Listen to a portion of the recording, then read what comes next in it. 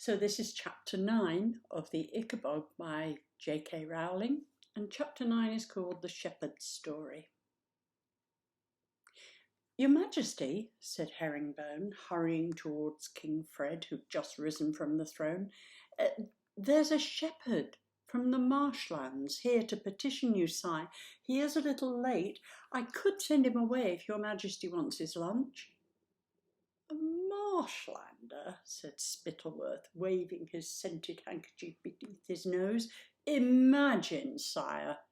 "Dashed impertinence for being late for the king," said Flapoon.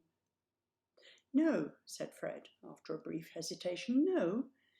If the poor fellow has travelled this far, we shall see him.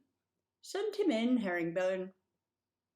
The chief adviser was delighted at this further evidence of a new, kind and considerate king, and hurried off to the double doors to tell the guard to let the shepherd inside. The king settled himself back on his throne, and Spittleworth and Flapoon sat back down on their chairs, their expressions sour. The old man, who now tottered up the long red carpet towards the throne, was very weather-beaten and rather dirty, with a straggly beard and ragged, patched clothes. He snatched off his cap as he approached the king, looking thoroughly frightened, and when he reached the place where people usually bowed or curtsied, he fell to his knees instead. "Your Majesty," he wheezed. "Your Majesty," Spittleworth imitated him softly, making the old shepherd sound like a sheep. Flapoon's chins trembled with silent laughter. "Your Majesty," continued the shepherd, "I have travelled for 5 long days for to see ye. It's been a hard journey. I has ridden in hayricks when I could, and walked when I couldn't, and my boots is all holes."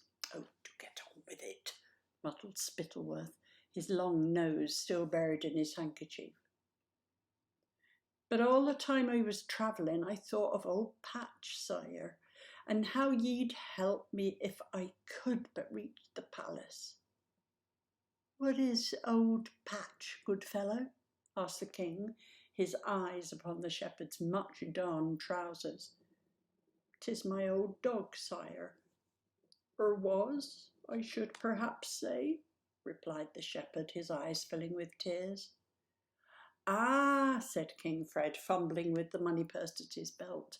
"Then, good shepherd, take these few gold coins and buy yourself a new—" "Nay, sire." "Thank ye. But it bain't a question of the gold," said the shepherd. "I can find myself a puppy easy enough, though it'll never match old Patch." The shepherd wiped his nose on his sleeve. Spittleworth shuddered. "Well then, why have you come to me?" asked King Fred, as kindly as he knew how. "To tell ye, sire, how Patch met his end." "Ah," said King Fred, his eyes wandering to the golden clock on the mantelpiece. "Well, we'd love to hear the story, but we are rather wanting our lunch." "'Twas the Ickabog that ate him, sire," said the shepherd. There was an astonished silence, and then Spittleworth and Flapoon burst out laughing. The shepherd's eyes overflowed with tears which fell sparkling on the red carpet. "Oh, they've laughed at me from Jeroboam to Shoeville, sire, when I told 'em why I was coming to see ye. Laughed themselves silly they have, and told me I was daft in the head. But I seen the monster with me own 2 eyes, and so did poor Patch afore he was 8.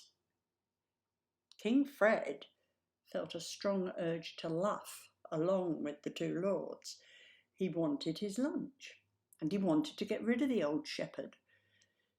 But at the same time, that horrid little voice was whispering, selfish, vain, and cruel, inside his head. "Why don't you tell me what happened?" King Fred said to the shepherd, and Spittleworth and Flapoon stopped laughing at once. "Well, sire," said the shepherd, wiping his nose on his sleeve again. "'Twas twilight. and right foggy, and Patch and me was walking home around the edge of the marsh, and Patch sees a marsh teasel. Sees a what? Said King Fred. A marsh teasel, sire. Them bald, rat-like things what lives in the marsh. Not bad in pies, if you don't mind the tails. Flapoon looked queasy. So Patch sees the marsh teasel, the shepherd continued, and he gives chase. I shouts for Patch and shouts, sire, but he was too busy to come back, and then, sire, I hears a yelp. Patch, I cries, Patch, what's got ye, lad? But Patch don't come back, sire. And then I sees it through the fog, said the shepherd in a low voice. Huge it is, with eyes like lanterns, and a mouth as wide as that there throne, and its wicked teeth shining at me, and I forgets old Patch, sir, and I runs and runs and runs all the way home, and the next day I sets off, sir, to come and see ye. The Ickabog ate me dog, sire, and I wants it punished. The king looked down at the shepherd for a few seconds, and then very slowly got to his feet. Shepherd, said the king, we shall travel north this very day to investigate the matter of the Ickabog once and for all. If any trace of the creature can be found, you may rest assured that it shall be tracked to its lair and punished for its impudence in taking your dog. Now, take these few gold coins and hire yourself a ride back home in a hay cart.